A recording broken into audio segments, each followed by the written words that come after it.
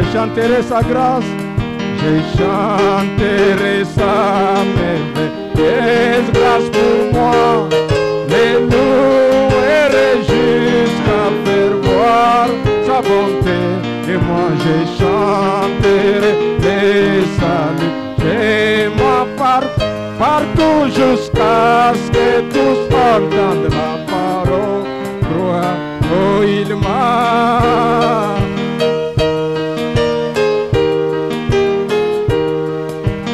Il a placé mes pieds sur. Il met un chant d'amour. Un jour un chant. Oh il m'a. Et la boue.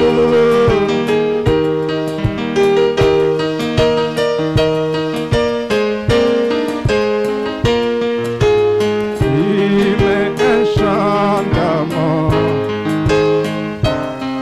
Un chant.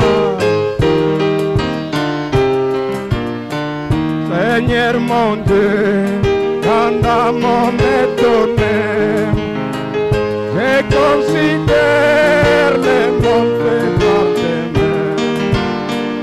Et vois les deux, vois les gens dans les tonnes, la puissance déployée dans l'île. Que tu es grand, mon âme chante.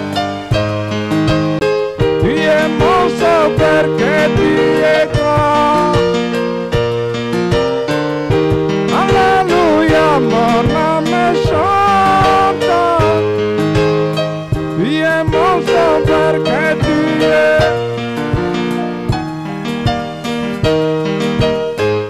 Quand dans les bois, dans la forêt, je marche et que j'entends les doux chants des oiseaux quand je regarde. J'entends les ruisseaux et je sens oh, que tu es grand, mon âme. Tu es mon sauveur, que tu es grand. Alléluia, mon âme. Tu es mon sauveur, que tu es grand. Quand je pense que je n'épargna pas son fils, il envoya mourir au cœur. Et sur la croix, joyeux pour ta mort, Seigneur mourir. Oh, que tu es grand, mon âme. Tu es mon sauveur, que tu es grand. Alléluia, mon âme.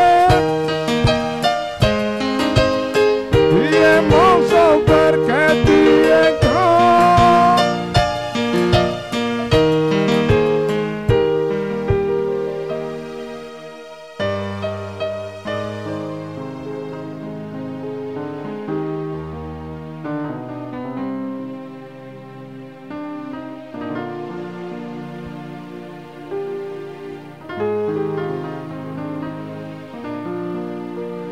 Nous vous saluons dans le nom de notre Seigneur Sauveur Jésus-Christ.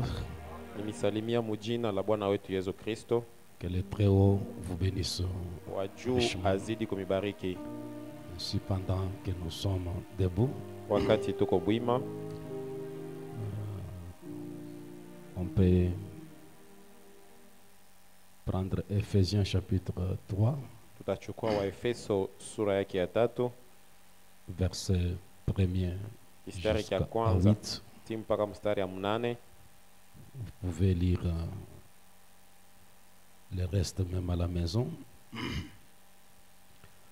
À cause de cela, mon Paul, le prisonnier de Christ, pour vous, païens, si du moins vous avez appris quelle est la dispensation de la grâce de Dieu qui m'a été donnée pour vous. C'est par révélation que j'ai eu connaissance du mystère sur lequel je viens d'écrire un peu de mots.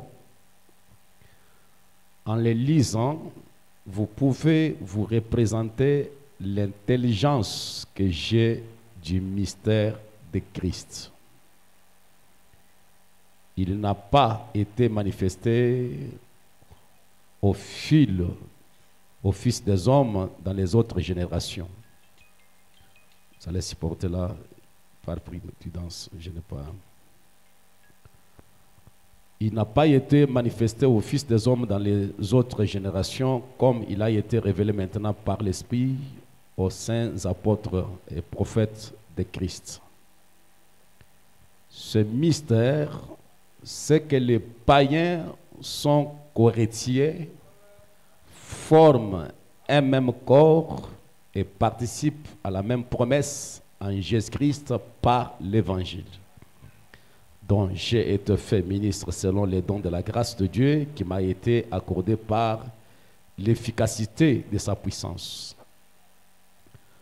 À moi, qui suis le moindre de tous les saints, cette grâce a été accordée d'annoncer aux païens les richesses incompréhensibles de Christ.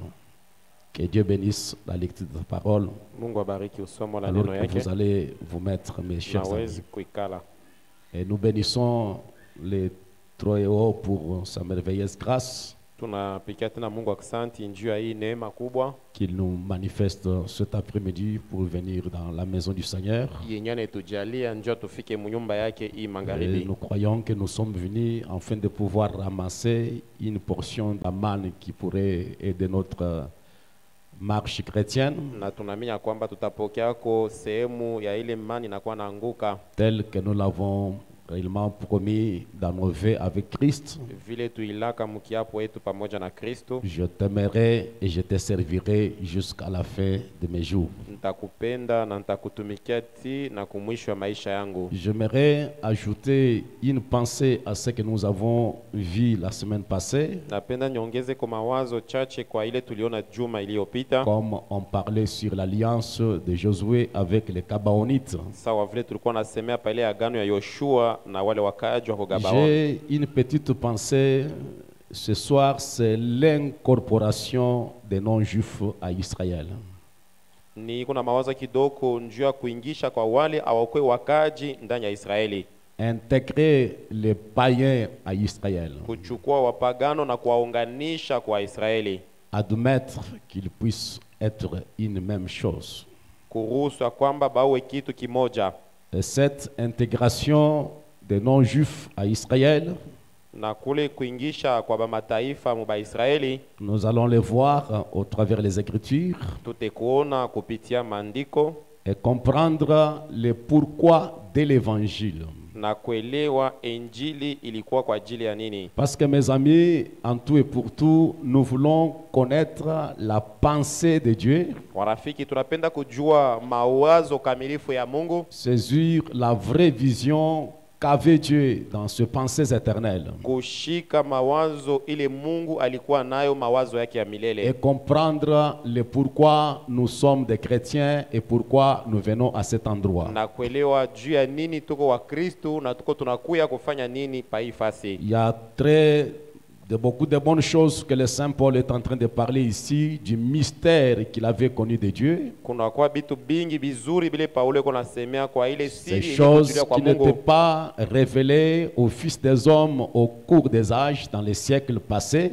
ibi bitu benye abikufunuliwe kwa batoto babatu mubizazi mais biliyopita, il en a eu la révélation, lakini yeye alipokea ufunuo il a yabyo, été inspiré aliongozewa et il a cette connaissance exacte de la pensée de Christ. na eko na ile ufahamu kamilifu ya mawazo ya Kristo. Et ce qui m'attire encore, c'est le verset 6 du chapitre 3. Na ni kistari kia sita ya tatu, Il dit que ce mystère, c'est que les païens sont co-héritiers, asema siri ya kwamba wapagano wanakuwa na riti pamoja, forment un même corps. na banakuwa natunga mwili moja. Et en étant le même corps, ils participent à la même promesse en Jésus-Christ par l'évangile. Na benye kwa mwili moja banakuwa nakabulana ile malako kupitia Kristo ndani ya Injili. La tradition française courante déclare, Kutafsiri kwingine kunasema hivi, dit que voici ces secrets, aseni moneni hii siri par le moyen de la bonne nouvelle, kupitia habari njema. les non-juifs sont destinés à recevoir avec les juifs le bien que Dieu réserve à son peuple. Na wapagano wanapokea pamoja na Waisraeli ile malako ya Mungu. Ils sont membres du même corps Banakuwa banamemba ba mwili moja. et ils bénéficient eux aussi de la promesse que Dieu a faite en Jésus-Christ. Na bo banaridi pamoja malako ndani ya Yesu Kristo. Donc c'est cela, ce que j'aimerais d'abord attirer votre attention. Ni kwa ile nilipenda kuvuta angalisho yenu. Tout ce qui a été démontré dans le type et les ombres de la Bible, Yote ile ilionyesha mu mifano na mubimvuri ndani ya comme Biblia. quand je parlais sur l'alliance de Josué avec les Gabaonites, Sawa vile nilisema ile agano ya Yoshua na Wagabaonite. j'ai dit que ce n'est pas une coïncidence. Mimi nasema kwamba ile maneno haikufike vile kwa bule. Et cela n'a pas surpris le grand Na Jéhovah. ile haikushutushe Mungu. Mais c'était dans la pensée de Dieu que les Gabaonites puissent être sauvés par une alliance avec le Juif. Lakini ilikuwa mawazo ya Mungu wa kwamba boba taokolewa kupitia ile agano na Bien que Yoshua. cela était interdit à Israël de faire l'alliance avec le peuple d'autres nations. Hata sawa vile ilikatazwa Israeli kuunga agano na mataifa Et ingine. nous allons voir ce grand mystère Na tutaona hii siri kubwa qu'au travers des âges, kupitia bizazi les gens sont devenus participants de ce mystère. na bantu bakakawanyana ile siri. Ils ont été ajoutés, intégrés à Israël au Bo travers des âges. bakaongezwa bakaunganishwa na Waisraeli katikati ya bizazi. Et en ce temps de la fin, avant l'ouverture de la parole, Na mwima siku ya mwisho mbele ya ufunuo Frère ya Branham, neno, en prêchant sur Messieurs, quelle heure est-il? nabii mkuhubiri hii ni wakati kani. Et dans ce message-là, Messieurs, est-ce le signe du temps de la fin? Na mwile ujumbe Et dans ce message-là, il est en train d'énumérer les quelques mystères qui devraient être manifestés et révélés ici au temps de la fin par l'ange. na nabii kuna taya masiri ile ilipasha kufunuliwa mwima siku ya mwisho kwa malaika. Et à son paragraphe 117, Frère Branham déclare, Na nabii anasema ndani ya hii il dit mahubiri, que voici le mystère. asema moneni siri. Un mystère dans l'écriture, c'est une vérité qui a été préalablement cachée Asema siri mbele inakuwa ni ukweli ilifichwa ndani ya neno, et qui est maintenant révélée divinement, na kisha Mungu ye anaifunula, mais à laquelle reste toujours attaché un élément surnaturel malgré la révélation. lakini nyuma ya ufunuo kuna bakia tu paka kitu kya kimungu kenye kuungana na ile ufunuo. Donc retenez que le mystère dont Paul est en train de parler, Na ile siri yenye Paulo anakuwa anasemea c'est quelque chose qui est révélé préalablement ni kitu kenyewe kinafunuliwa mbele, et caché et révélé divinement. kinafuchikwa na Mais kinafunuliwa, malgré la révélation, il reste un élément surnaturel. lakini hata vile inafunuliwa inabakia na kitu kenye kwa kya kimungu. Et Frère Branham est en train de numérer le plus grand mystère qui devait être révélé. Na nabii anakuwa anaonesha siri kubwa ile ilipasha kufunuliwa. Il dit que le mystère, le numéro 1, c'est le mystère du royaume de Dieu. Asema siri ya kwanza ni ya ufalme wa mbingu. Le deuxième est le mystère de l'aveuglement d'Israël pendant cet âge. Ya pili inakuwa ni kupofushwa kwa Israeli mu bizazi vya Le kanisa. troisième est le mystère de la translation des saints avant la fin des temps. Ya tatu inakuwa ni kutambuka kwa Wakristo mbele ya wakati ya mwisho Ce ifike. qui m'intéresse ce soir, c'est le quatrième mystère. Na ile navuta angalisho wangu ni siri ya ine. Le quatrième mystère, Na siri ya ine c'est celui de l'Église du Nouveau Testament ni ile ya kanisa ya Agano Mupya formant un seul corps, yenye kuwa natunga mwili moja, composé à la fois des Juifs et des gentils. yenye kutungwa na bamataifa na Israeli. Et il donne les Écritures, Ephésiens chapitre 3, verset 1 à 11. Na analeta andiko hii tunatokea kusoma Romains chapitre 16, verset 25. Waroma Et 16 aussi Ephésiens chapitre 6, verset 19. na Waefeso 6. Il ajoute encore Colossiens chapitre 4, verset 3. Na- Quand vous serez à la maison, vous pouvez lire cela. Anaongeza ile maandiko yote yenye mtasoma kwa nyumba. Maintenant, c'est sur ce quatrième mystère qui m'intéresse ce soir, Na ile siri ya ine njoo navuta ngalisho yangu qui concerne l'Église du Nouveau Testament, yenye nangara kanisa ya mwagano mpya formant un seul corps. yenye kuwa natunga mwili moja. Et j'aimerais que vous puissiez comprendre, mes amis chrétiens, Mimi napenda mwelewe wa rafiki, peu importe ce que le Très-Haut peut nous donner, hata ingao kile wa milele anawezi kutupatia, peu importe la grâce que Dieu peut nous accorder, ingao neema ile Mungu anawezi kutujalia, peu importe de grandes choses que Dieu peut réellement nous donner, ingao bitu binene bile Mungu anawezi kutupatia, si nous manquons le quatrième mystère, kama tunakosa hii siri ya ine, nous sommes à côté du but de l'évangile. kumbi tuko benye kwenda pembeni kwa ile shaba ya En injili. d'autres termes, nous avons raté l'essentiel du christianisme. Mumisemo ingine tunapusa ya mafa ya injili au ya Et je Bukristo. répète que le quatrième Na mystère, mimi nasema tena siri ya c'est ine le mystère de l'Église du Nouveau Testament, ni siri ya kanisa ya Agano Mpya formant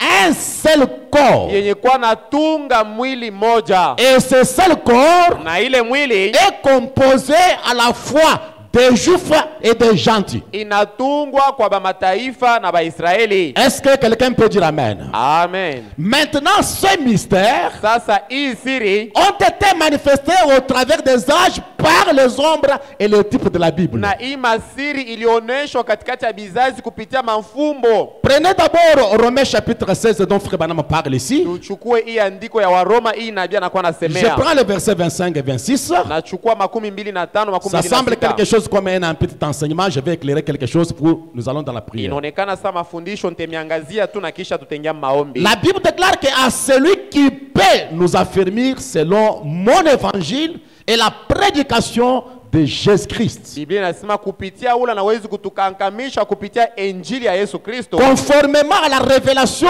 du mystère caché pendant des siècles. kufuatana na siri ile ilifichwa kunakuwa miaka mingi, Mais maintenant, lakini sasa hivi manifesté par les écritures des prophètes, yenye kuoneshwa kupitia maandiko ya wanabii, d'après l'ordre du Dieu éternel, kufuatana na amri ya Mungu wa milele, est porté à la connaissance de toutes les nations, na inajulishwa kwa mataifa yote, afin qu'elles obéissent à la foi. njuu ya kwamba yo iti kupitia imani. Donc le mystère est caché depuis des générations, Ni kusema hii siri inafichwa kunakuwa bizazi mingi pendant tous ces siècles, kupitia hii miaka mais yote, la chose est manifestée maintenant lakini kitu kinaonekana mwima au siku ya travers mwisho les écritures des prophètes, kupitia maandiko ya wanabii, et cela par l'ordre du Dieu Tout-Puissant. na hii kupitia amri ya Mungu wa uwezo. Cette chose qui a été cachée Hiki kitu kilifichwa est maintenant apportée à la connaissance des nations, sasa hivi kinajulishwa kwa mataifa,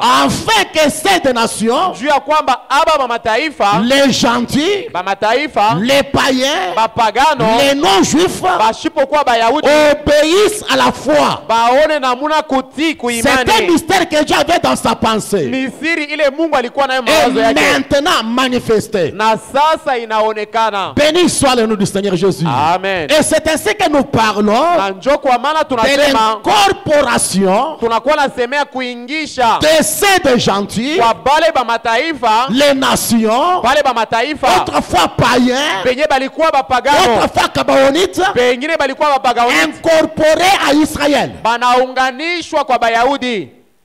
Et c'est un grand mystère que Dieu avait. Na C'est un grand mystère que Dieu avait. ni siri kubwa ile Mungu anatenda, Et Dieu l'a manifesté au travers des événements et historiques de la Bible. na Mungu anaonesha kupitia maarishi ya Biblia. Je vais vous faire voir quelque chose. Temeonesha kitu fulani. Prenons d'abord Jézabel, Tubebe kwa mbele Jezabel, la femme qu'Akab avait épousée bibi ule Akaba aliowaka à cause de sa beauté, juu tu ya urembo wake. lui qui était une femme sidonienne, Ye alikuwa ule mwanamke wa Kusidoni, une païenne, mpagano, mais qui est allé vivre en Israël. lakini akaenda kuishi Muisraeli. Frère Branham nous dit, Na yeye anatuambia Jézabel n'était pas incorporée en Israël. asema Jezabel abakumuunganishwa na Bayahudi. Il est venu habiter en Israël sous une influence politique, Ye akakuwa kuketi Muisraeli chini ya mais siasa, il n'a pas été incorporé comme les autres, comme Ruth la Moabite, lakini ye abakumuunganishwe saa Ruth na bale bakumwabiti, comme Rahab la prostituée, saa ule Rahab mwenye kuwa kahaba ainsi de suite. na bale Mais bengine. nous voyons que Jézabel Lakini tunaona kwamba Jezabel est resté à Jérusalem, alibakia ku est Yerusalema, allé habiter à Jérusalem. alienda kuketi ku Et frère Yerusalema, Branham déclare, na nabii elle anasema n'était pas une fille d'Abraham.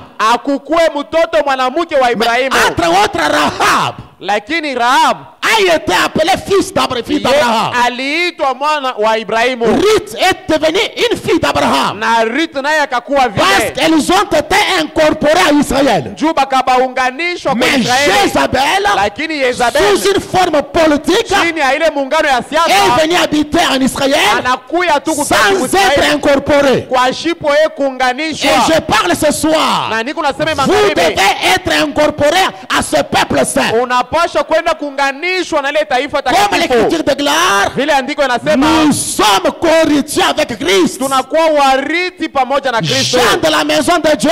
Batu ba munyumba ya Mungu, Nous ne sommes plus encore des étrangers, hatuko tena bageni, mais nous sommes le frère des saints. lakini tunakuwa banduku Béni batakatifu. soit le nom du Seigneur Jésus. Et Amen. l'histoire de Jézabel Na arishi ya Jezabel est dans 1 Roi chapitre 16 verset 30. iko muwafalme sura ya 7. La Bible déclare, Biblia inasema Akab, fils d'Omiri, fit ce qui est mal aux yeux de l'Éternel, Akaba katenda ile ilikuwa mubaya kumecho ya Mungu, puisque tout ce qui avait été avec lui. kushindia bote benye alikuwa nabo, Comme si c'était pour lui peu de choses de se livrer au péché de Jérusalem, de Jéroboam. sawa vile juu yake ilikuwa sa kitu kidogo kujiachilia kuzambi ya Il prit Yeroboamu. pour femme Jézabel, Akaenda kuoa Jezabel, fille d'Etbal, mtoto wa Itbal, roi des Sidoniens, mfalme wa et il Sidonien, alla servir Baal et se prosterner devant lui. na akaenda kuwatumikia na kuinama mbele ya bale ba Mungu. Ce mariage d'Akab Ile ndoa ya Akab avec Jézabel na Jezabel n'était pas inspiré par Dieu. haikongozee kwa Mungu, Et Dieu n'était pas là-dedans. na Mungu akukuemo. Mais nous allons voir d'autres mariages Lakini tutaona mandoa ingine avec les femmes païennes, na babibi mais bapagano, sous inspiration prophétique. lakini kupitia ongozaji ya unabii. Êtes-vous avec moi?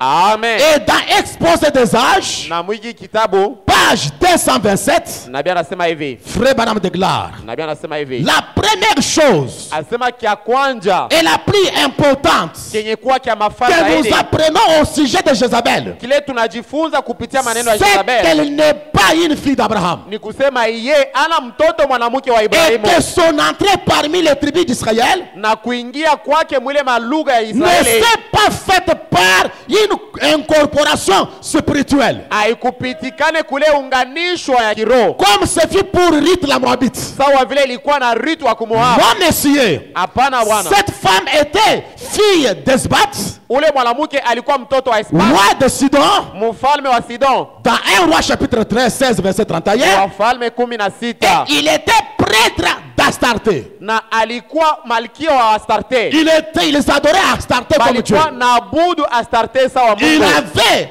accédé au trône en tuant son prédécesseur, Phélès. Mwenye aliua ule Donc alimutangulia le ufalme. père de Jézabel Babake ya Jezabel avait tué son prédécesseur. aliua ule alimutangulia. Nous mwingine voyons enzi. ainsi que d'entrée qu'elle était la fille d'un assassiné. Na pale tukaona sema ni mtoto wa muuaji. Ceci nous rappelle bien qu'ailleurs, Ile ilitukumbusha Kaina, elle n'avait pas été incorporée à Israël par la voie spirituelle. na ye akuunganishwe kwa Israeli kupitia njia ya kiroho. Et Dieu avait prévu pour l'incorporation des non-juifs. ile Mungu alitangia kutayarisha njia ya bale benye kwa bapagano. Donc, Dieu avait une voie spirituelle Kusema Mungu alikuwa na njia ya kiroho pour incorporer les non-juifs à ya Israël. kuunganishwa bapagano ku Israeli. Mais Jézabel Lakini n'avait Jezabel pas suivi la voie, ye akufuata ile njia, n'avait pas suivi la voie akufuata ile njia pour être incorporé en Israël. njia ye kuunganishwa na Et Bayahudi, cette voie-là, na ile njia c'est par la foi. ni kupitia imani. Cette voie-là, Ile njia c'est par la révélation. ni kupitia La Bible ufunuo. déclare, Biblia c'est inasema par la foi que Rahab l'a prostituée. ni kupitia imani ya kwamba Rahab Vous voyez kahaba, mes amis, mnaona et warafiki, par la foi qu'avait Ruth la Moabite, kupitia imani ile Ruth Ruth alikuwa est nayo, devenue est incorporée en Israël. na Ruth akaunganishwa kwa Mais Wayahudi. Jézabel Lakini n'avait Jezabel pas ni foi en Jéhovah, ye akukwe na imani ni ndani ya foi dans ses Jehova prophètes. au imani ndani ya Il nabii, était une idolâtre, lakini alikuwa intégré mwabudu à sanamu. Israël par la politique. Ye aliingia kupitia La Bible siasa. déclare, Nabii elle anasema est entrée par le mariage avec Akab, roi des 10 tribus d'Israël. aliingia mundoa na Akabu kupitia ile Or, nchi ya Israeli. comme nous l'avons dit, Na sawa vile ce tuliona n'était pas une union spirituelle, haikukwe muungano ya kiroho, mais plutôt une union politique. lakini muungano ya siasa. Elle était en Israël, Alikuwa Mwisraeli, tout à fait vrai, Akweli, mais alikuwa. par quelle union? lakini aliingia kupitia muungano kani? Par une union politique. Kupitia muungano ya siasa, Non pas une union spirituelle. hapana ile muungano ya kiroho. Elle n'a pas emprunté la voie spirituelle d'incorporation. Ye au Jésus. akufuate ile njia ya kiroho ile Mungu Il alitayarisha. y a une voie spirituelle pour être incorporé. Kunakuwa njia ya kiroho ile Et inabidi si vous kufuata. n'entrerez pas par cette Na voie, kama aupitie kwa ile vous allez vous njia, retrouver dans le christianisme utajikuta par mubukristo une autre voie, kupitia barabara par un autre nyingine, moyen. kupitia njia Et nyingine. mes amis, Na warafiki, ce soir, hii magharibi, il n'y a qu'une seule voie kunakuwa njia pour être moja, incorporé. njia kuunganishwa Israel. kwa Israeli. Si je peux entendre quelqu'un dire Amen. Amen.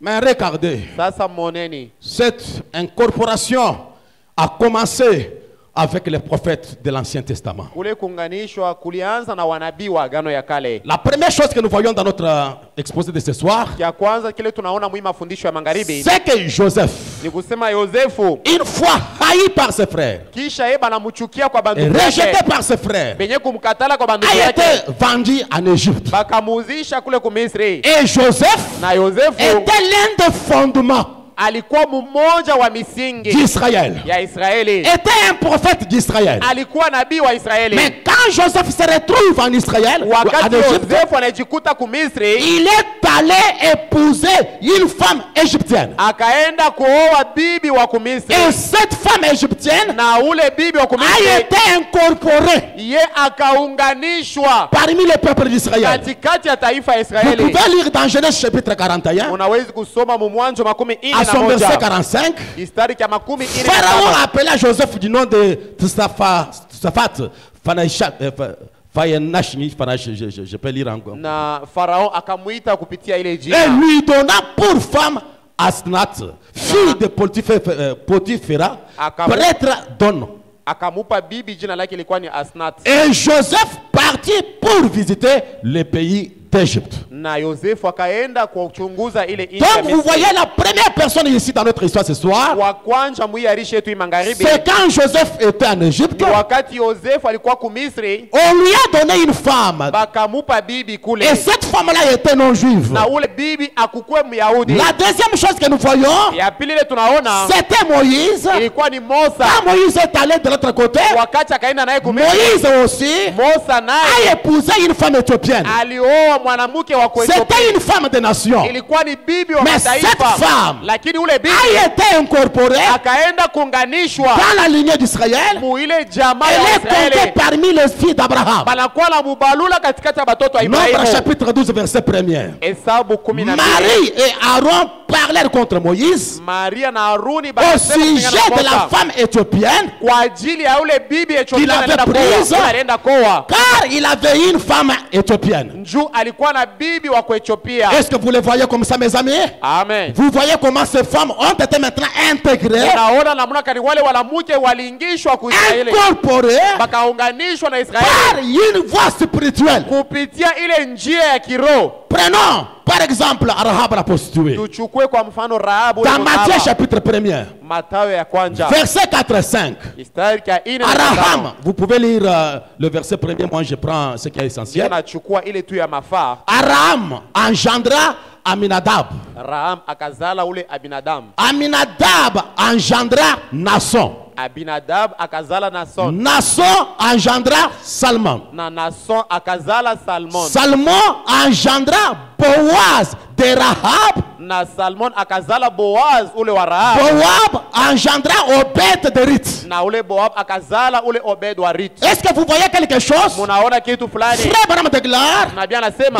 pourquoi la petite Bethléem, muhimu ubiri prêchant en 63, ni kuhubiri mule au tarehe paragraphe 50, 15. ensuite cette Rahab, Kisha huyu Rahab après qu'il ait été épargné, kisha yeye elle kuepushwa était à Jéricho, vous le savez, alikuwa ku Yeriko quand mnajua. tout Jéricho a été détruite, Wakati balibomona seule la maison de Rahab ni paka nyumba ya Rahab est restée debout. jo ilibakia ya Seule la kusimama. famille de Rahab Ni jamaa tu ya est Rahab restée debout. jo ilipona. Rahab et tous ses frères Rahab na banduku yake et bote tous ses parents na bazazi ont yake bote été incorporés bakabaingisha dans la lignée d'Israël. mujamaa ya La Waisraeli. très bonne déclare. Nabii Elle anasema fit entrer toute sa famille. na jamaa yake yote Tous kaingia. ceux qui étaient sous ce fil fit sauver. Bote bale balikuwa chini yake baliokolewa. C'est exactement comme le Dieu en Égypte. Hakika mpaka sawa vile kumisri Quand tous ceux qui étaient sous le sang furent sauvés, wakati bote balikuwa chini ya damu baliokolewa. tous ceux qui étaient sous le fil cramoisi, Bote balikuwa chini ya ile kamba Fils mwekundu sauvé. baliokolewa. tous ceux qui sont sous le sang de Jésus, Bote benye kuwa chini ya damu ya est Yesu sauvé. beko benye Tout kokolewa. ce qui n'est pas sous cela est perdu. Na bote bala chini ya damu Est benye prêt kupotea. pour la destruction. Na beko tayari njoo Et nous allons kuomolewa. maintenant, Na tunaona sasa et puis hivi l'histoire nous apprend, Arish na kwa natufundisha Rahab a courtisé un général. na Rahab akaenda Je ne me nyuma ya rappelle pas de jemadari. son nom maintenant. Shikumbuke jina yake. Un général d'Israël. Jemadari wa Et Kuisraeli. il a finalement épousé cet homme-là. Na ule bwana kamuoa. Ils se sont établis dans près de ce petit endroit Na njoo bakaenda kuikala pa ile fasi kidoko. à Bethléem. Ule ku Et Bethlehem. ses fils, son fils Salman, Na ule mtoto yake Salmon qui fonda Bethléem. njoo akatunga Bethlehem. Voyez-vous, Munaona? dès le départ, Munaona une kumwanzo femme de gentil alikuwa mwanamke wa mataifa. associée à cela, Akaenda kuungana na une ile femme de gentil, ule mwanamke wa mataifa. Rahab, la prostituée. Rahabu mwenye kwa kahaba. Vous êtes avec moi maintenant? Amen. Maintenant, ces femmes Sasa hapa ont mwanamke été incorporées balingishwa par Muisraeli la voie spirituelle. Retenez ça. kupitia ile njia ya kiroho Et acceptées na kuichika comme fille d'Abraham. sawa batoto banamuke ba Mais Ibrahimu. Jézabel Lakini n'a Jezabel pas eu ça ye akupata parce que ile Jézabel n'avait pas la foi en Jéhovah. juu Jezabel akuaminie Jehova. Écoutez mes amis, Musikie wa rafiki, dans le livre de Ruth chapitre 4, mukitabu kya Ruth sura yake Verset ya 4 13. kistari kya 13 Boaz prit Ruth Boaz akachukua Ruth qui devint sa femme mwenye akakuwa bibi yake et il alla vers elle. na ye akaenda nyuma yake L'Éternel permit à Ruth na wa milele de akaruhusu concevoir, il enfanta un fils. na kwamba Ruth achukue mimba Eh, na akazala ya mtoto Obed. mwanaume. Il y a eu Isaïe, il y a eu David. C'est dans cette lignée-là, Ni muile njia ile la lignée muile de uzao Ruth la Moabite, ya Ruth Moabite que le Messie est sorti. jo kule Masia akatokea. Êtes-vous avec moi? Amen. Christ le Messie Kristo est Masia venu à travers cette lignée-là. alitokea kupitia ile uzao Quel jardinier? uzao kani Les païens, ya les bapagano non-juifs, bala bakuwa Bayahudi incorporés à Israël kuunganishwa pour na Israeli produire le Messie. juu ya kuzala Masia. Que Dieu puisse nous bénir au secours ce soir pendant que je mets le fondement de mon message. Mungu atusaidie magharibi wakati ninatia misingi ya ujumbe yangu. Pourquoi la petite Bethléem prêchait toujours en 63 paragraphe 53? Mahubiri nabii anasema tena. Considérez cette évolution maintenant. Moneni huku kusonga mbele. On parle de Rahab, la prostituée, ule Rahab kahaba, dont le fils a fondé la ville. Ule mwenye mtoto alitunga ile tauni. Quel genre de ville? Ilikuwa ni tauni kani? Bethléem. Ile banaita Bethlehem. Et Bethléem na Bethlehem est la ville dans laquelle le Messie était né. Njo tauni kupitia ile Masia alizalika. C'est le fils de Rahab, ni mtoto mwanaume wa Rahab, qui a fondé cette ville-là. Njo alitunga ile mkini. De là est venu Boaz, na kule njo kwenye Boaz alitokea, qui a fait entrer une autre femme de gentil. Mwenye akaingisha tena mwanamke mwingine wa mataifa. Ensuite de Boaz, na kisha tokea Boaz, est ici Isaïe, kukatokea Isai, et là Isaïe, na kule Isai, de lui naquit David, akabariki Daudi, et de David, na tokea Daudi, jusqu'ici dans cette même petite Bethléem, mpaka mui Bethlehem fut par le prophète de Dieu pour être roi d'Israël. Na njo akakuwa mfalme wa Israeli. Voilà cette incorporation njo ile kuunganishwa de gentils ou des non-juifs. Kwa ba mataifa au kwa bapagano. Joseph a incorporé sa femme. Yosefu akaleta bibi yake. Moïse a incorporé l'Éthiopien. Musa akaunganisha bibi yake. Rahab a été incorporé aussi. Rahab naye bakamunganisha. Ruth a été incorporé ici. Ruth naye akaunganishwa. Et ils deviennent le fils d'Abraham. Na banakuwa mala moya batoto ba Ibrahimu. Mais pas Jézabel, je répète. Hapana Jezabel, mimi nimeambia. Est-ce qu'il y a quelqu'un qui peut dire amen? Amen. Ce mystère est grand. Na ile siri iko kubwa. Et réservé, caché depuis les siècles. Ilifichikwa kunakuwa à miaka. savoir que les païens ya kujua kwamba bapagano forment un seul corps. Banakuwa natunga mwili moja. Et ils sont na banakuwa héritiers et co-héritiers avec Christ. Bariti pamoja na Kristo. Ils doivent bénéficier banapasha kupokea la promesse qui est en Christ. Ile malako yenye ilikuwa ya Kristo. C'est la raison pour laquelle ndio sababu ya kwamba nous avons vu Josué tuliona Yoshua faire l'alliance avec les Gabaonites. Anaenda kuunga agano na wale wakaji wa Gabaon. Et nous avons parlé de cela. Na tulisemea kwa ce n'était pas un hasard. Haikukwe kwa bule. Bien que la ruse a été utilisée, atasa wale balitumia bujanja. Mais cela ne disqualifie pas la chose. Lakini aina ile natia ile maneno pembeni. Parce que vous comprenez mes amis. Juu mutaelewa warafiki. Comment est-ce que donc Jacob a eu le droit de naître? Namuna kani Yakobo alipokea butoto wa kwanza. C'est par la ruse. Ni kupitia bujanja. C'est la Bible qui le dit. Ni Biblia inasema vile. Alléluia. Amen. Il y a un roi qui a détruit les hôtels de Baal. Kuko mfalme ule alipomona madhabahu ya Baal. Et pour détruire les hôtels de Baal, na njua il a utilisé la ruse. Alipitia bujanja. Et ce soir, na hii magharibi, nous pouvons dire que c'était par la ruse. Tunawezi kusema ni kupitia bujanja. Tout en répétant l'écriture. Kusemulula andiko. L'inspiration était là-dedans. Lakini ongozaji likuwa ndani. Parce que les nations étaient nombreuses. Juu mataifa ilikuwa mingi. Il y avait le roi des Amoréens. Kulikuwa wa Morea. Les Étiens. Kulikuwa wa Étiens. Et c'est juste là. Na wale wa Phéréziens. Pourquoi les Gabaonites? Juu ya nini paka bakugabaoni? Seuls les Gabaonites. Paka bagabaoni ont été utilisés. Njoo benye balitumiwa. Ont eu la ruse. Kupitia bujanja. Ont eu l'inspiration. Balipata ongozaji. Faisons ceci pour notre salut. Béni soit le nom du Seigneur. Amen. Ils étaient inspirés dans cette histoire là-bas pour aller rester ensemble avec Israël. Être incorporés dans la lignée d'Israël. Oh, quittons l'Ancien Testament. Allons dans le Nouveau Testament. Qu'est-ce que nous voyons, mes amis? Cet évangile que nous avons, cette religion que nous avons, ce n'était pas destiné en réalité à nous des nations. C'était pour Israël. Mais Dieu a aveuglé Israël pour incorporer cette nation, les corps messianique. Mwile mwili ya Masia. Actes chapitre 13 verset 46. Tendo ya mitume 13.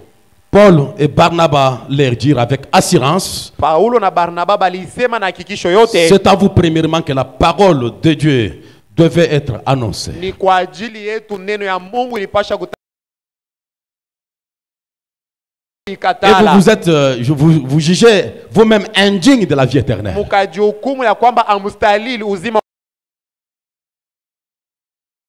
Tournons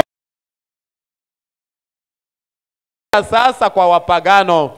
Ils ont rejeté l'évangile, la parole, neno ya Mungu, la vie éternelle. Uzima wa milele. Et quand ils ont rejeté la chose, c'est ainsi que les apôtres se sont tournés vers les païens. Mais sous l'inspiration du Très-Haut, Paul ajoute, car ainsi nous l'a ordonné le Seigneur.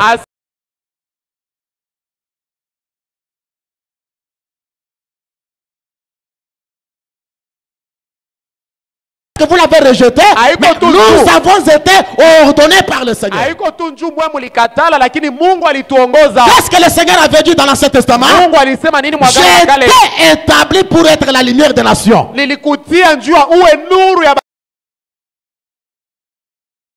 Porter le salut jusqu'aux extrémités de la terre. Maintenant l'évangile, la parole va chez les gentils. Et là chez les gentils, Dieu ouvre une brèche. Et cette brèche, c'est les 7 âges de l'église. Pendant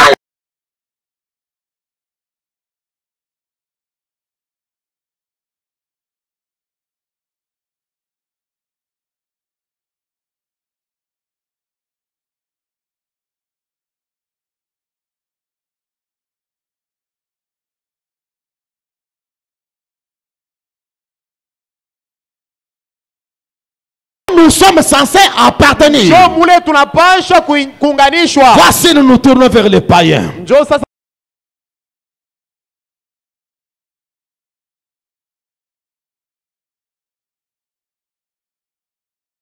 La parole est dit, oh mon frère, écoutez-moi.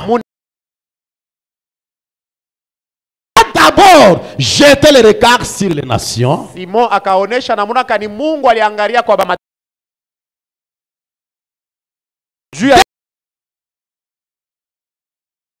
son nom. Njua kwamba Mungu achakule katikati yabo taifa ile kuchukua. Jette le regard sur les nations. Mungu anaangalia ba mataifa. Pourquoi? Njua nini? Pour appeler. Njua kuita un peuple qui fréquente l'église. Taifa ile inakuwa naenda mkanisa. Un peuple qui chante. Taifa ilikuwa naimba. Un peuple qui prêche. Taifa ilikuwa nahubiri. Hapana. Pour appeler les membres des églises, non. L'évangile est venu chez les nations pour que Dieu puisse avoir un peuple qui peut porter son nom. Quand est-ce que vous portez le nom? Quand est-ce que la femme porte le nom de son mari?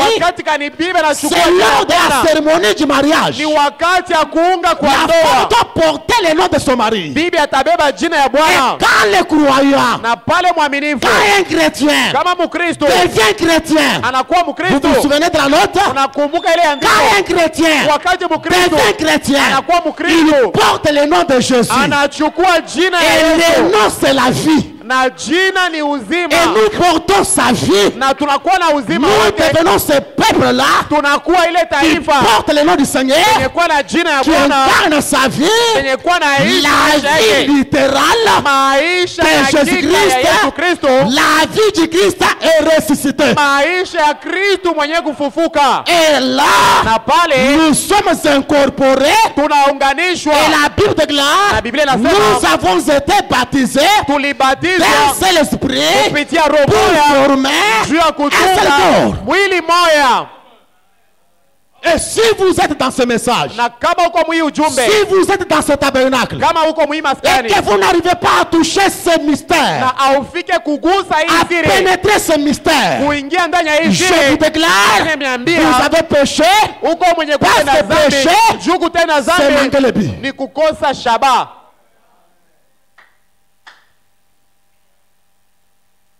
Oh, que Dieu nous aide. Amen.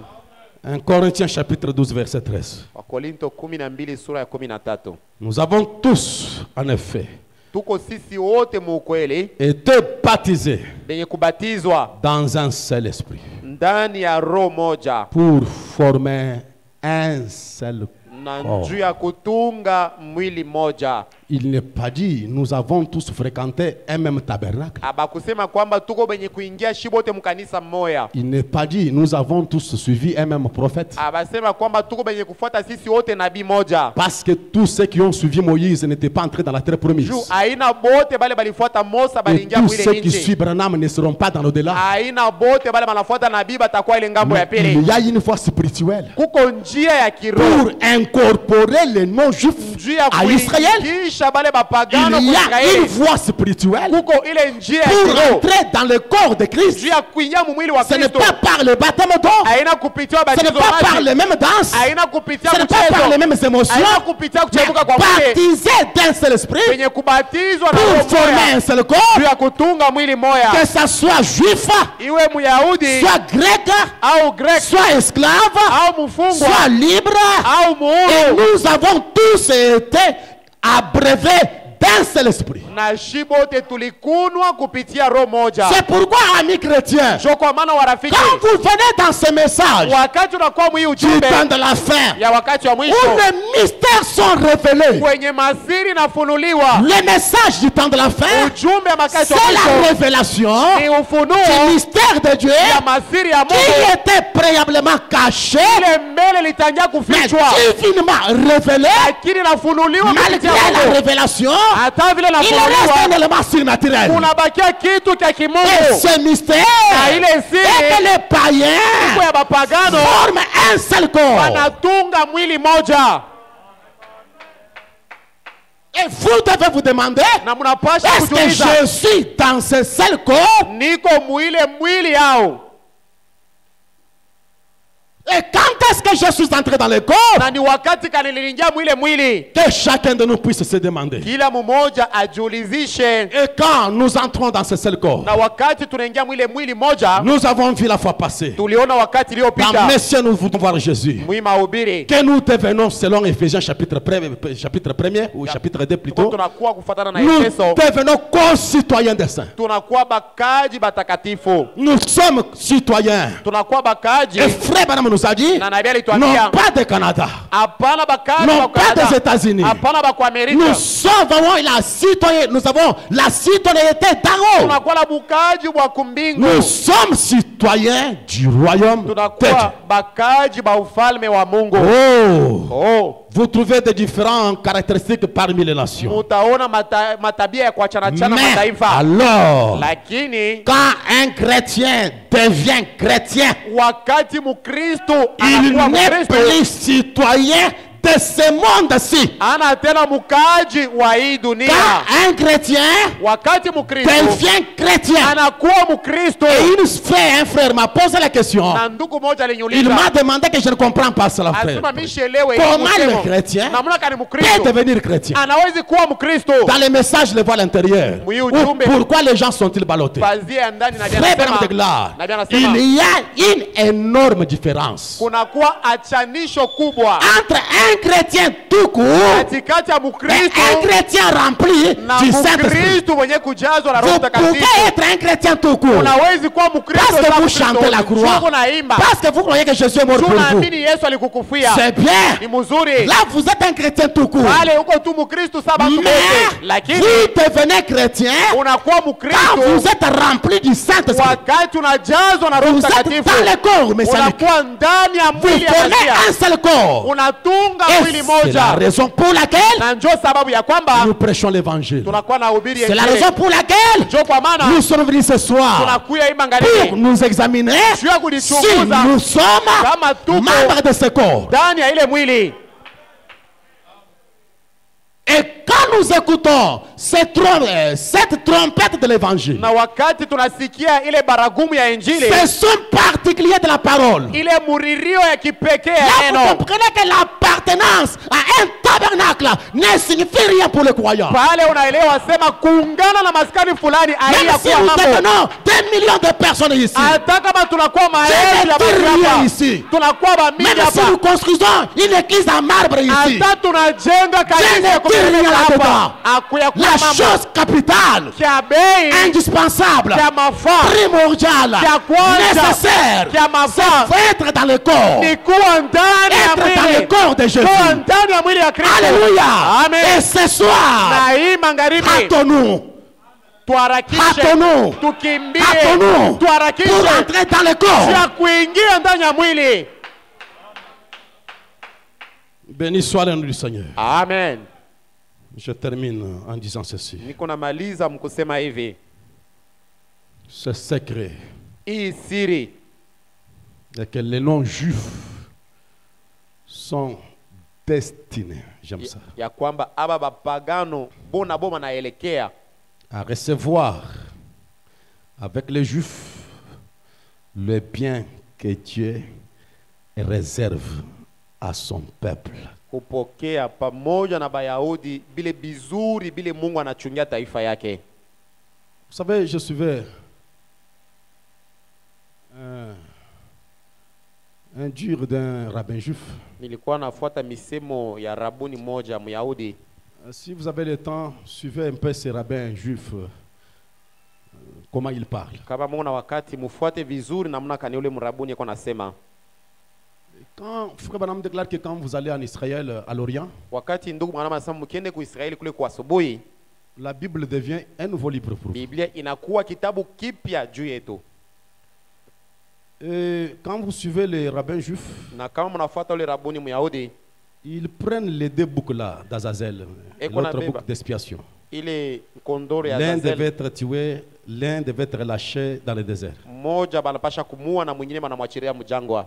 Dans les traditions juives ou dans les Torahs juives, Mwile Torah ya Bayahudi on dit que ces boucs-là, banasema ule beberu ils devaient être identiques, alipasha kuwa pamoja, la même taille, wa burefu bumoya, la même couleur, mwenye kuwa rangi moya, et ils devaient être achetés sur le même prix. na banapasha kumuuza kubei moja moja. On ne pouvait pas acheter l'autre à $100, l'autre à Abawezi $120. kuya moya ku $100 mwingine ku 120 hapana. Ça devrait être un bouc identique. Banapasha kubanunua bote bapa moya, Il pesait même son poids. kisha na bujito bwabo alikuwa na Il devait bupima. trouver les deux boucs qui avaient le même poids. Balipasha kuwa babeberu benye kuwa na bujito moya Mais moya. quand je viens dans les messages, Sasa wakati mnakuwa mujumbe, Frère Branham déclare ndugu mwanama anasema que les deux boucs-là représentaient Jésus. asema bale babeberu balikuwa na manisha Yesu.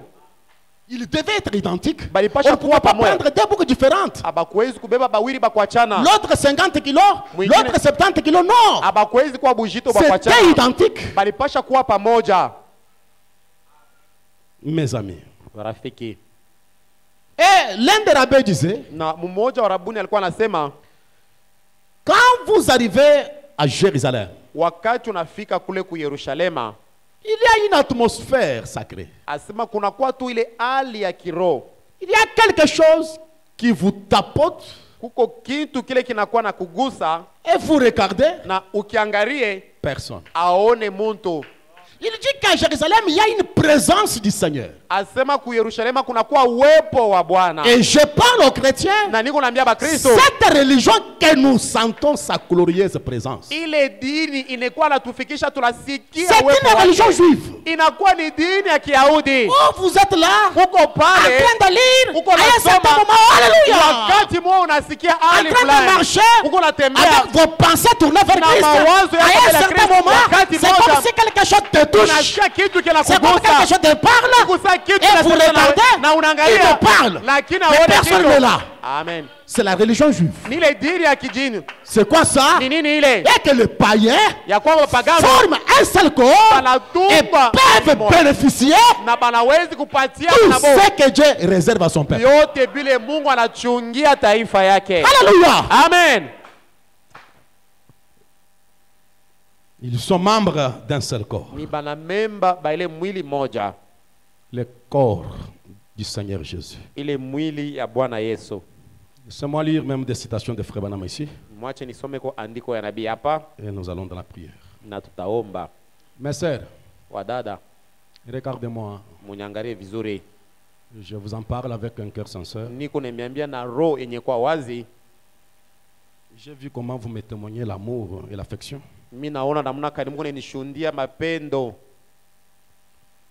La plupart des habits que je porte, ce sont vous, membres de cette église, qui achètent cela. La nourriture que je mange, ce produit de vous. Il y a la police qui est à la maison là, c'est payé par les frais de l'église ici. Je roule dans une belle voiture, c'est vous l'église ici. Quand je regarde tout ça, je me demande qu'est-ce que je fais pour eux. En quoi je peux les aider. Le frère Branham déclare, le seul moyen qu'un prédicateur de l'évangile a pour aider les gens, c'est de leur dire la vérité.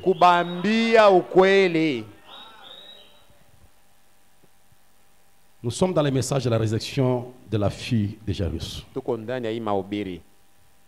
Vous êtes co-héritier avec Jésus. Au paragraphe 17, je prends au milieu là. Il parle de Jésus. Quand il est arrivé devant la tombe de Lazare, il était un homme 100%, il a pleuré. Et en tant que Dieu, il a dit ôtez la pierre.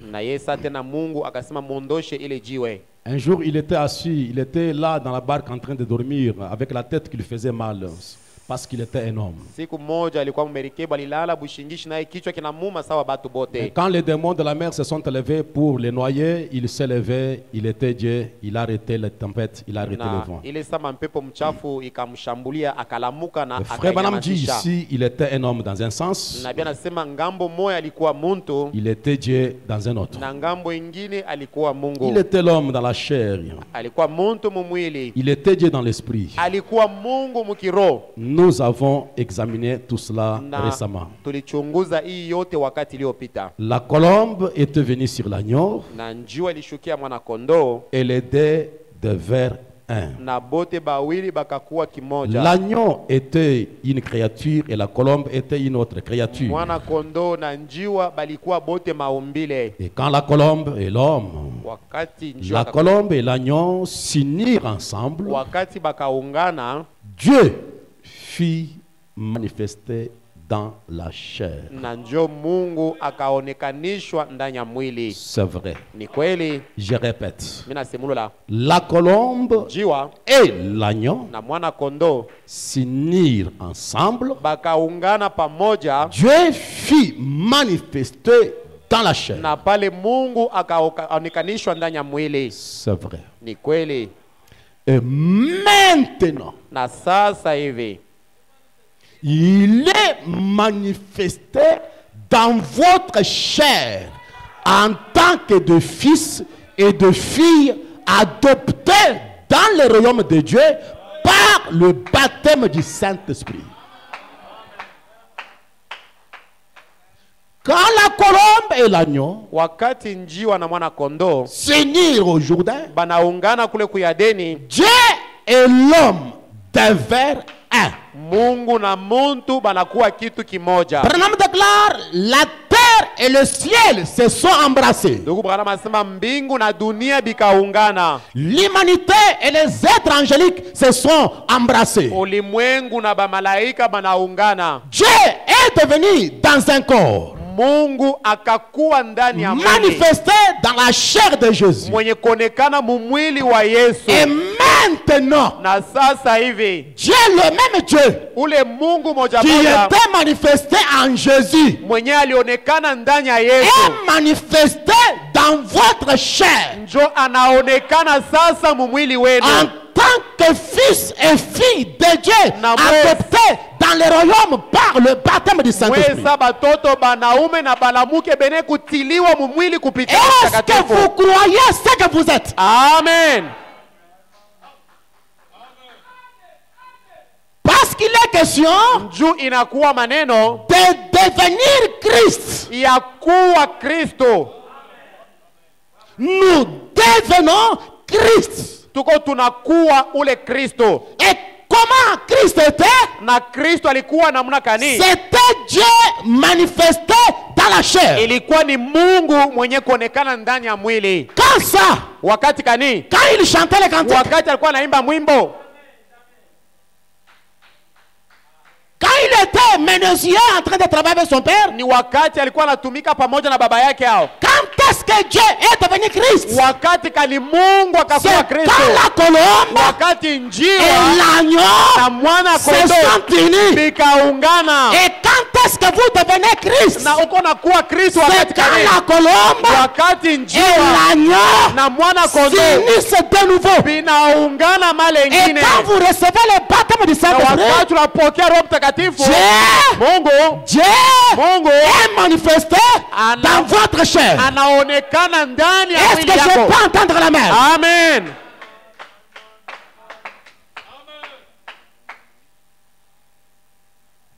C'est vrai. Ni kweli. C'est vrai.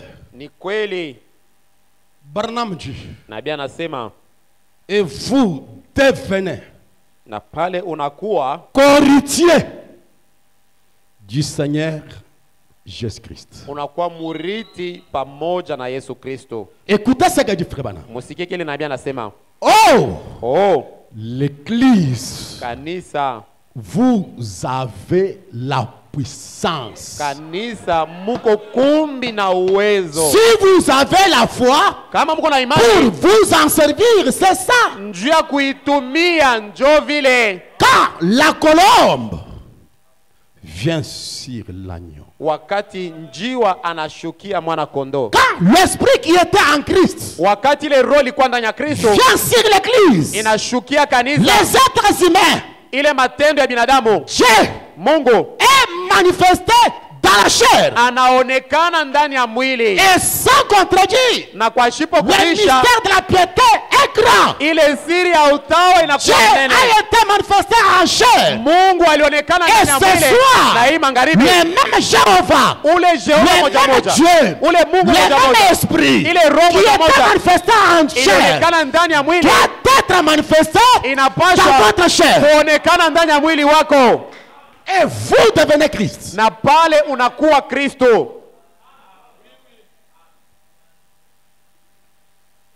Et quand vous l'êtes, na wakati unakuwa vile, oh église, oh kanisa, vous avez la puissance. Pale munakuwa na uwezo. Si quelqu'un peut répéter avec moi, muntu mwaseme, nous avons la puissance. Tuko na uwezo. Avançons. Tusonge mbele. J'ai la puissance. Niko na uwezo. Quand est-ce que vous avez la puissance? Wakati gani unakuwa nayo? Quand l'agneau wakati mwana kondoo et la colombe devient banaungana. C'est la raison pour laquelle nous venons ici. Njo sababu ya kwamba tuko nakuya hapa. Étant dans le même corps, benye kwa ndani ya mwili moja, bénéficiaire benye kwa napokea de toute promesse malako yote qui est en Christ Jésus. Benye kwa ndani ya Kristo Yesu. Mes amis, warafiki, l'évangile de William Branham, Injili ya William Branham, ce message du temps de la fin, hii ujumbe ya masiku ya mwisho, en réalité c'est quelque chose qui devait donner la folie aux hommes. Mukweli ni kitu ilipasha kuleta bazimu kwa bato. C'est la chose qui devrait rendre les hommes mystiques. Ni kitu ilipasha kufanya kwamba batu bakuwe ba mastajabu. Je ne suis pas ici pour suivre les mouvements religieux. Je ne suis même pas ici pour prêcher tel que je prêche. Non, ce n'est pas pour chanter. Je suis venu pour être dans un seul corps et être bénéficiaire de toutes les bénédictions que Dieu réserve à son peuple.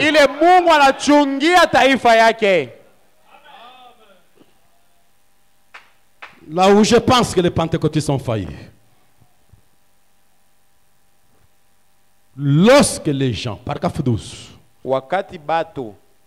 je prends au milieu là. Je termine par là. J'avais une attaque forte de la grippe. Je me suis efforcé pour vous apporter ces choses.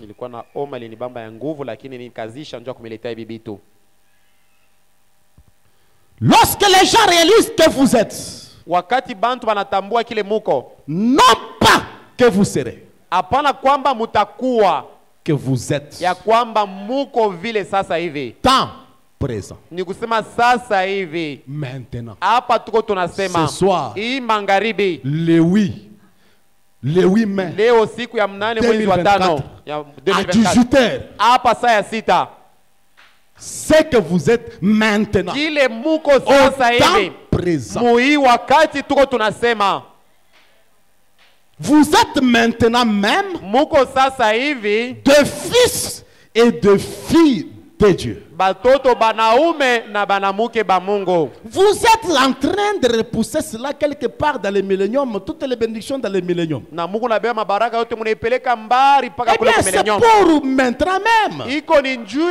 Nous n'aurons pas besoin de guérison divine dans les milléniums. C'est maintenant même que nous avons besoin d'être guéris.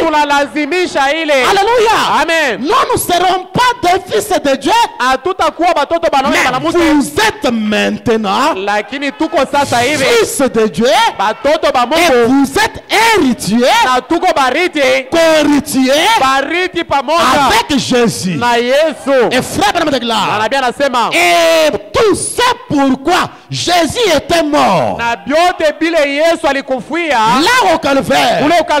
C'est votre possession. Tout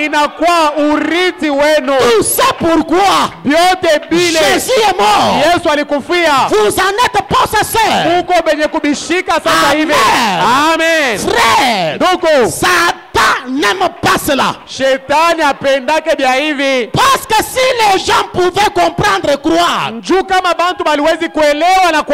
croire Dieu sur parole, vous pourriez difficilement. Eh bien, c'est illimité. Iko aina na mwisho. C'est illimité. Aina na mwisho. Et Satan n'aime pas ça. Satan n'aime pas. Ce soir, je suis fils de Dieu. Je suis fils de Dieu. Je suis ma racheté. Je dois être guéri. Je dois être saint. Je dois être racheté. Je dois être baptisé. Je dois former le seul corps. Satan n'aime pas ça. Quand vous comprenez, c'est illimité.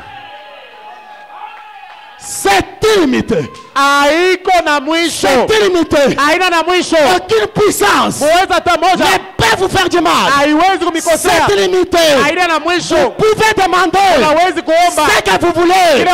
C'est illimité. Vous pouvez être guéri. Pas seulement les maux de tête. Pas seulement les hernies. Mais les aveugles peuvent voir. Le boiteux peut marcher. Le stérile peut être mort. Parce que c'est limité. Vous pouvez être enrichi à un niveau plus élevé. Amen. Parce que c'est limité. C'est limité. C'est limité. Ce que Dieu peut faire avec vous, c'est limité. Les morts peuvent résister.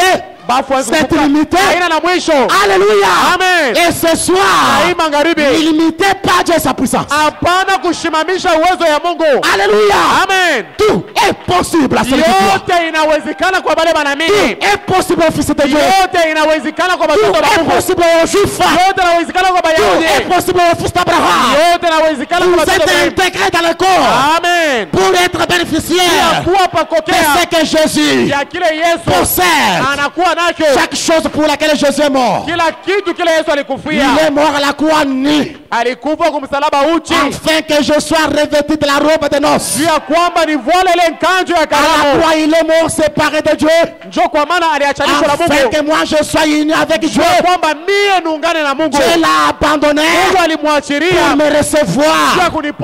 Christ est mort à la croix pour que je sois heureux, pour que je sois béni, pour que je sois prospère. Il est mort pour me libérer de toutes les chaînes. Il est mort pour prendre la bénédiction qui était sur Israël et me le ramener.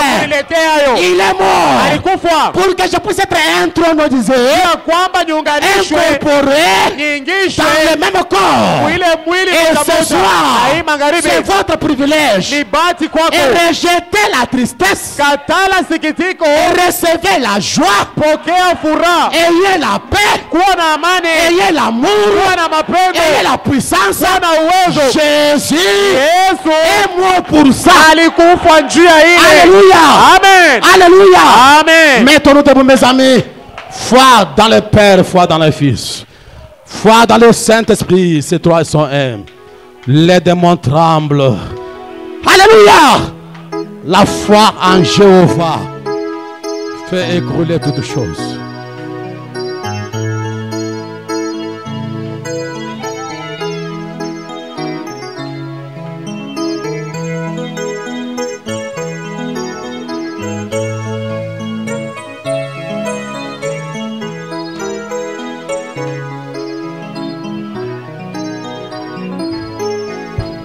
Foi dans le Père, foi dans le Fils, foi dans le Saint-Esprit. Ces trois,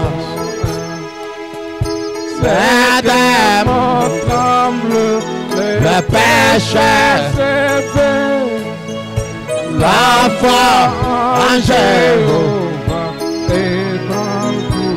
À la foi dans l'épée, les enfants, foi dans le moi je crois, dans le Saint-Esprit, c'est toi. Croyez le soir, les démons tremblent, les pécheurs s'éveillent.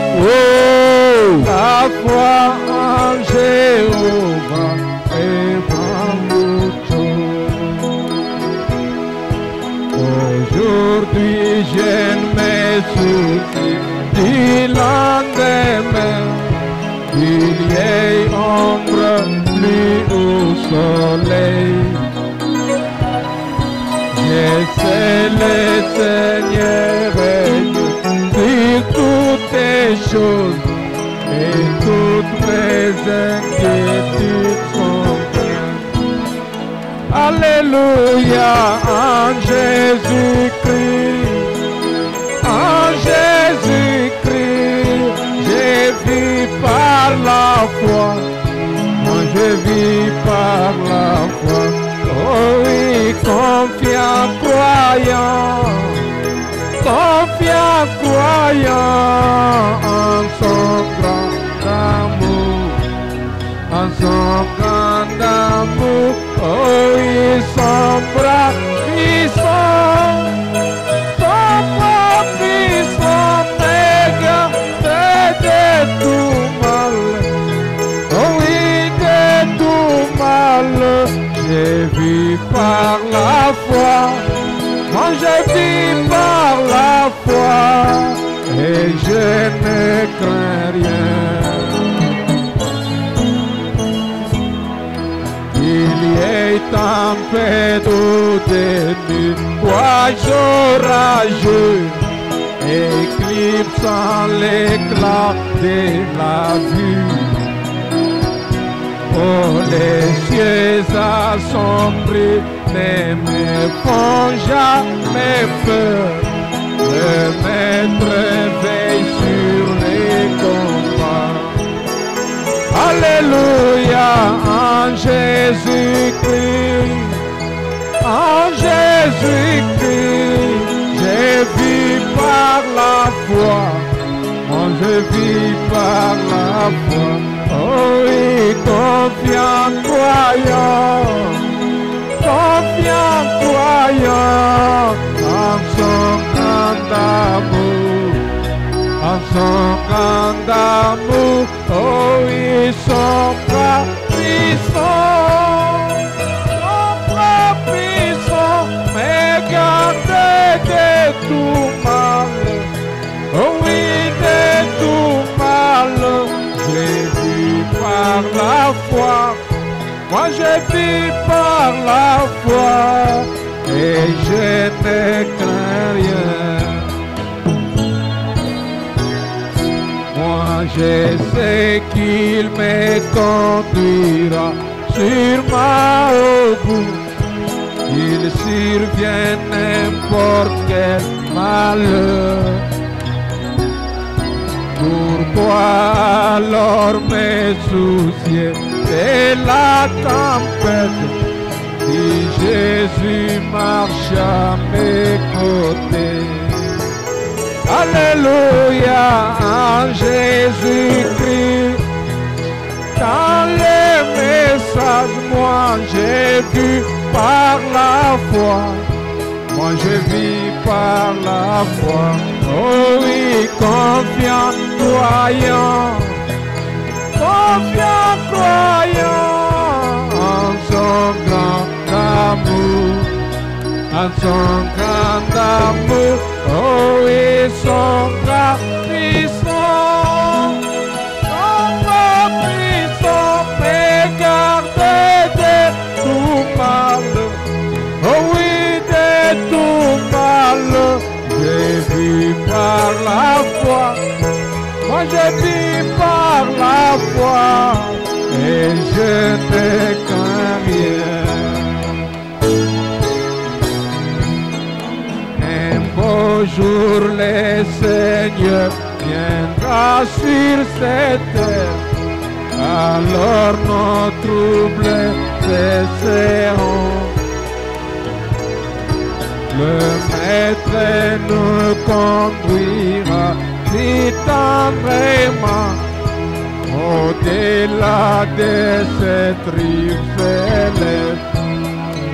Alléluia, en Jésus-Christ, dans la parole, moi j'ai vu par la foi, moi je vis par la foi.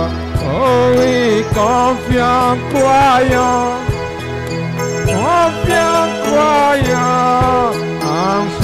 grand amour, en son grand amour. Oh oui, son bras puissant, mais gardez de tout mal.